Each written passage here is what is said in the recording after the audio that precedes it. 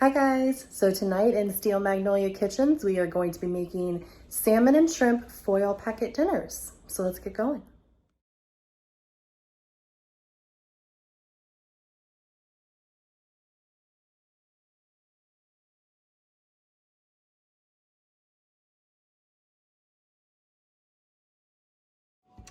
All right guys, so tonight we're gonna do our shrimp and salmon foil packet dinners. I like these because they are relatively quick.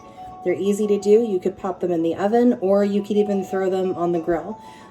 It is the summertime here and it can be very, very hot to turn on the oven because of how hot it is outside anyways. So sometimes I find that doing things like this, it's easier for me to have on a weeknight and just pop them on the grill. That way I don't even have to turn the oven on and heat the whole house up. So the first thing we're going to do in preparation for this is we are going to slice up our zucchini and onions, and I'm going to cut the tops and the bottom of the zucchinis off. I have 3 of them, but I'm going to use a mandolin because I really want an even slice. I want everything to have the same uniform thickness. That way everything cooks evenly and I don't have to worry about, you know, timing everything out too much. So cut the ends off, and we have my mandolin and it is set to the thin slice setting, and we're going to just very thinly slice all 3 of these.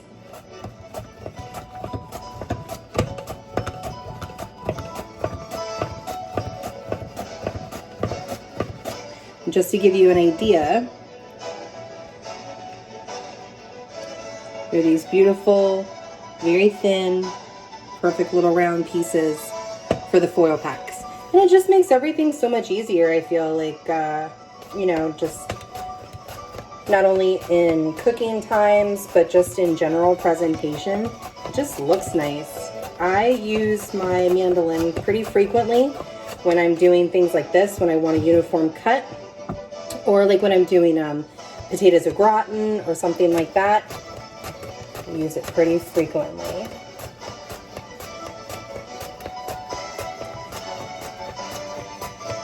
Once I get down to about this point, I don't just do it with my hands anymore. With my mandolin, it actually has an attachment that you, right here, this little guy. And what you'll do is you position it onto the little spikes, whatever it is that you're working with. Hold it up, and now you've got your mandolin guard. Now you know that the only thing that you're going to thin slice is your vegetable and not your fingertips.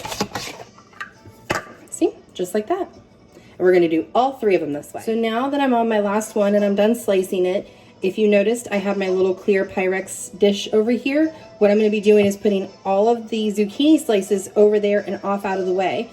That way, once I'm done with the zucchini slices and the onions, I can start assembling my foil packets and everything's right there readily available to me, and I'm not searching all around trying to do it all at one time. All right, so now we are going to slice our onion for this. Remember, we'll hold it on its side. We're going to take the top off.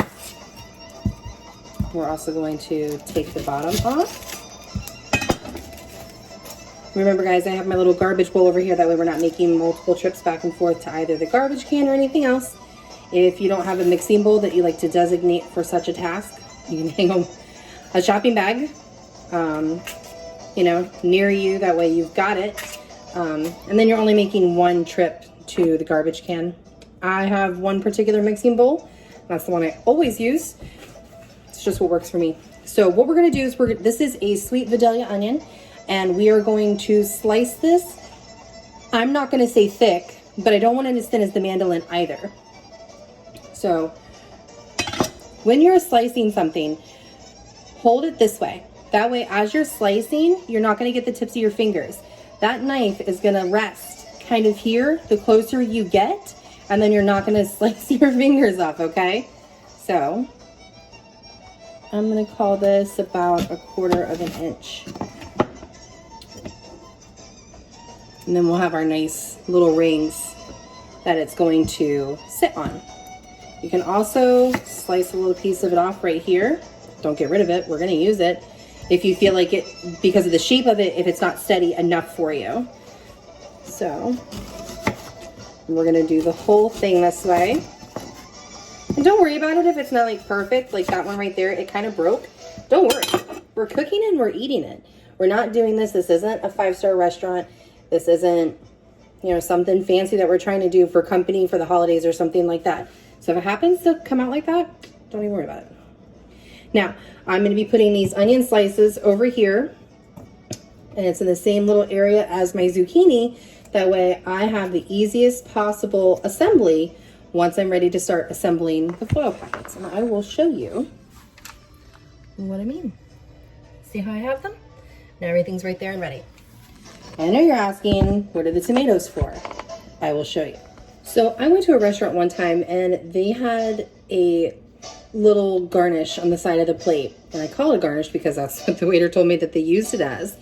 But what it is they took a tomato, they cut the top of it off, they then took that wettened side and dredged it and then baked it in the oven, and it was absolutely incredible. I've never had a tomato taste that way. So it's something I've kind of started doing. I like tomatoes.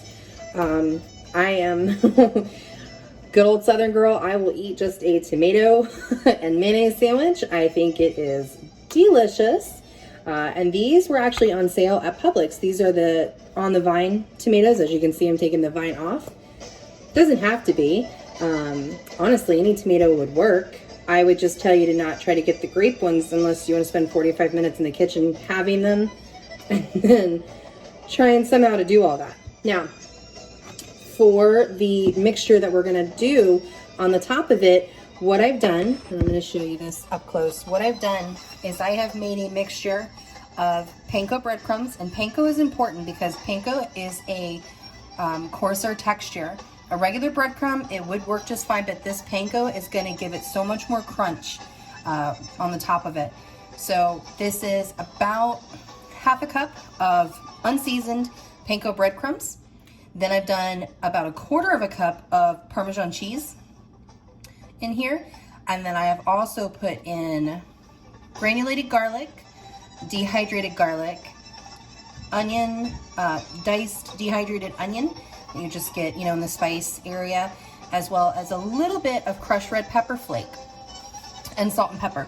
And this will be what we dip the tomatoes in after we have sliced the top off of them. To make cooking easy, you're going to use a muffin tin. Once you slice it and dredge it, you're going to put it dredged side up in this muffin tin, and it's going to cook. You could put that on the grill, you could do it in the oven, whichever you prefer. So we take the top of the tomato off, okay? And now we will, see how nice that looks? Beautiful tomatoes. Now we are going to put it directly in that Parmesan breadcrumb mixture. And you're gonna have way more than you need, but guess what? This stuff keeps. And guess what it's also amazing on? Just about anything. I have put this on chicken breast that I have coated in mayonnaise first and then use that as a breadcrumb topping, which don't worry, we will do that one night. But like I said, this keeps, so don't worry about if you don't use all of it. So now what we're gonna do is we are going to slice up the rest of these. We're gonna do the same thing over and over and over. All right, so this is the salmon that we're gonna be using. I have this as a whole piece. And again, I got this from the Atlantic Seafood Market out in Port Canaveral. And this is an absolutely beautiful piece of fish.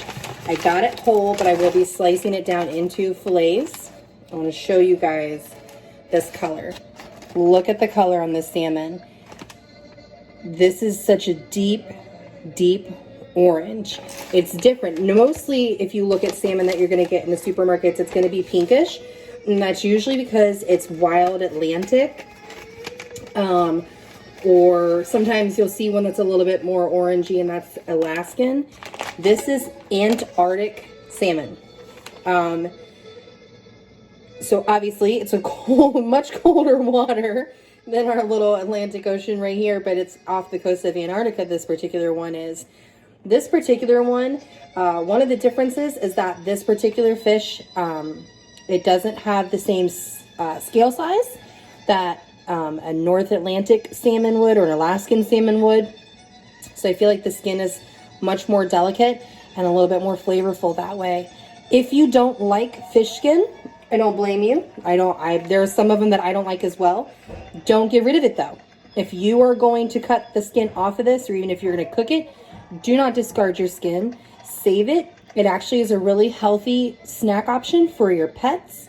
And don't worry, I will show you that recipe as well one day. So there are 7 of us in the house tonight, including the twins. So I'm going to cut this down into sectioned off fillets. The twins are only going to get a smaller piece because, I mean, while they like the salmon, I don't feel like they're as big of a fan of it. So we are going to switch out our cutting board because I only use my wooden cutting board for vegetables, herbs, and fruits. I have a separate cutting board that I use for fish, a separate one for chicken, and a separate one for meats. All right, so now we are going to cut down our salmon to get it ready to do our foil packets.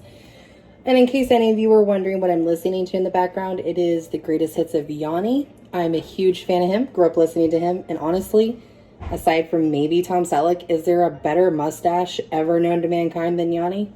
No, there isn't. Not at all. All right, so there are 7 of us in the house tonight. So the first thing I'm going to do is section off the twins' because, like I said, they have a smaller portion. That way I know how to properly portion off everybody else's little steaks that we're going to make.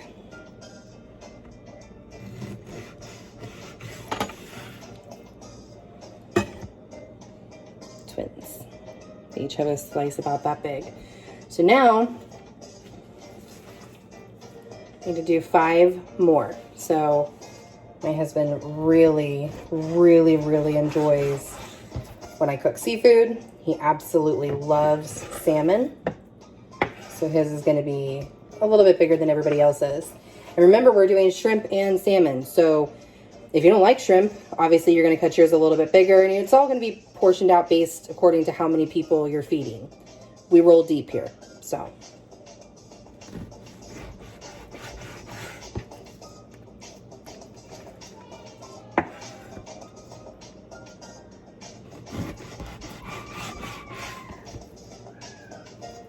Emma really loves salmon.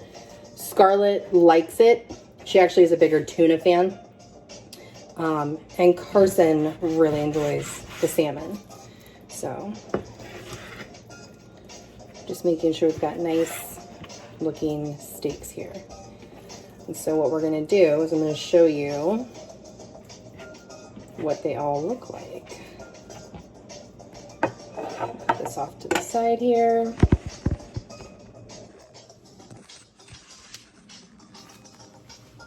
Really gorgeous salmon steaks. All right, so now what we're going to do is we are going to get everything ready. We're going to start assembling our foil packets. I'm going to show you one, and then obviously you're just going to repeat it exactly the same for however many you're making.